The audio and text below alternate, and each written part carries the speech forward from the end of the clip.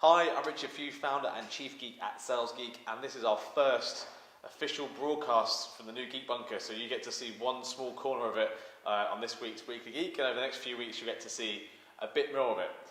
But from this week's Weekly Geek, I want to talk to you about The Apprentice and a key lesson that you can take away from The Apprentice. It's kind of topic of conversation at the minute, so as we're filming this, they've just done the interview stage and it's the final at the weekend.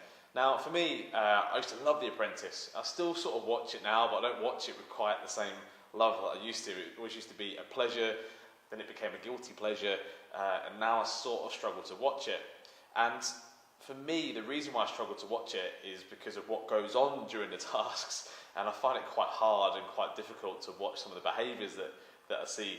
But there's a real learning lesson in The Apprentice, because for me, the first 10 or 11 weeks are very different to the final, and the behaviours are very different in the final to what they are in those early weeks as well. And this is why I believe that this is the case. So when you think about the final is about winning.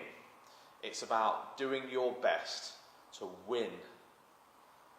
Whereas the first 10 or 11 episodes are about not losing and not being last. And it creates a completely different culture and mindset in people. So you kind of go from like playing not to lose to playing to win. And that feels very, very different in a business. It feels very different in a sales team that's playing to win versus sales teams that are playing not to lose.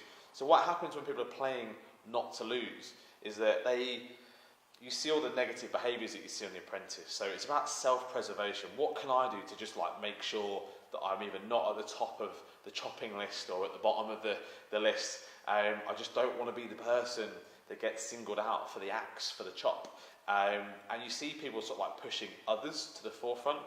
They'll almost sabotage the task. They will sabotage the team's opportunity to succeed, to preserve themselves, and almost like de-risk a situation.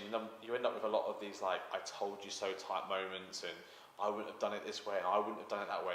And it's so negative, and it's horrible. And I find it really, really difficult to watch.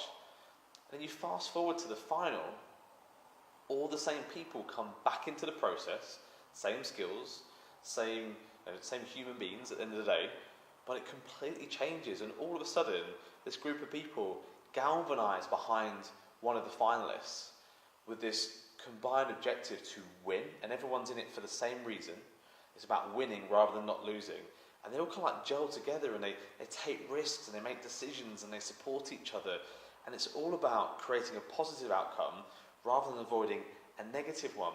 And for me, I think I'd ask you to have a look at your business, have a look at your team, have a look at the things that you can influence, even as a salesperson in that team. And if you genuinely feel like you are playing not to lose, then that is not a good environment to be in. So for me, have a think about where you're at and how you approach things, and make sure that you are in a playing to win mindset, and you have a playing to win culture in your business and in your team, rather than playing not to lose. So please, please, please share your comments below. Do you still watch The Apprentice? What do you think of it? Are you still absolutely riveted by it? Do you see the same things that we see?